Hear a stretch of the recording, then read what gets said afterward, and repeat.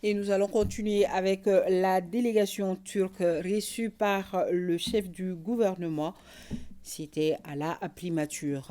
Renforcement de la coopération entre le Mali et Turquie au centre des échanges.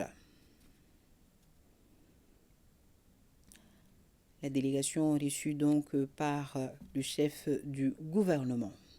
Renforcement de la coopération entre nos deux pays au centre des échanges.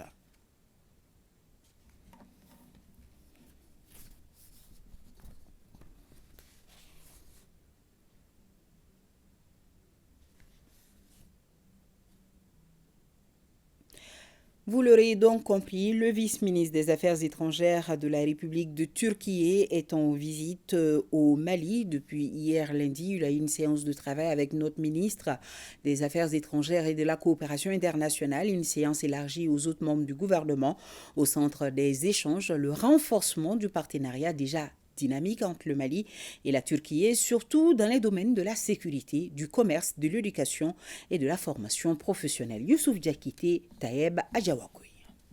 Cette séance de travail entre Maliens et Turcs se veut une opportunité pour les deux pays de renforcer davantage les liens de coopération déjà dynamiques, au centre de laquelle coopération, la sécurité, l'éducation, le commerce, entre autres. La séance de travail en question est élargie aux autres membres du gouvernement malien. La partie turque se dit toujours prête à renforcer l'existant. Nous devons conclure des accords pour pouvoir améliorer nos relations avec le Mali.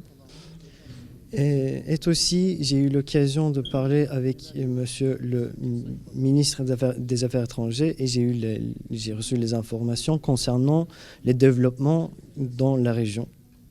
Je suis très heureux de cette visite et aussi les informations que j'ai reçues. Nous pensons que les décisions souveraines des pays doivent être respectées. Et Inch'Allah, en juin, pendant la commission mixte, on va avoir des résultats qui seront pour le bénéfice de Mali, mais aussi pour la Turquie. Le ministre des Affaires étrangères et de la coopération internationale, visiblement satisfait de la rencontre et des questions soulevées en rapport avec le développement du pays, n'a pas manqué de saluer la promptitude de la partie turque. La Turquie et le Mali partagent beaucoup de choses en commun. La Turquie s'inscrit pleinement dans le cadre de la vision des nouvelles autorités pour le respect de la souveraineté du Mali et le respect de l'intégrité territoriale du Mali. Vous n'êtes pas sans savoir aussi que nous entretenons aussi une bonne coopération sur le plan sécuritaire en faisant recours à une technologie de la Turquie, notamment à travers l'usage de drones, pour aider nos forces de défense et de sécurité à reprendre le contrôle de l'ensemble du territoire national pour assurer la protection des personnes et des biens. Je voulais profiter de votre micro pour rassurer ceux qui en doutent que les équipements militaires, notamment les drones qui sont acquis par l'État malien, ne sont payés par aucun État tiers. Il s'agit des ressources qui proviennent très clairement du budget de l'État malien.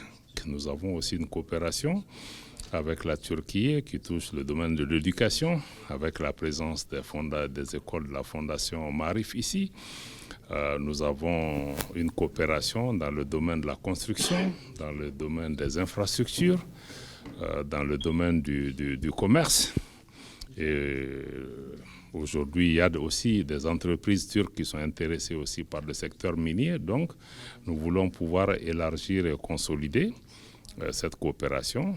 Rendez-vous est donc pris entre Maliens et Turcs pour la grande commission mixte Mali-Turquie prévue là-bas en juin 2024.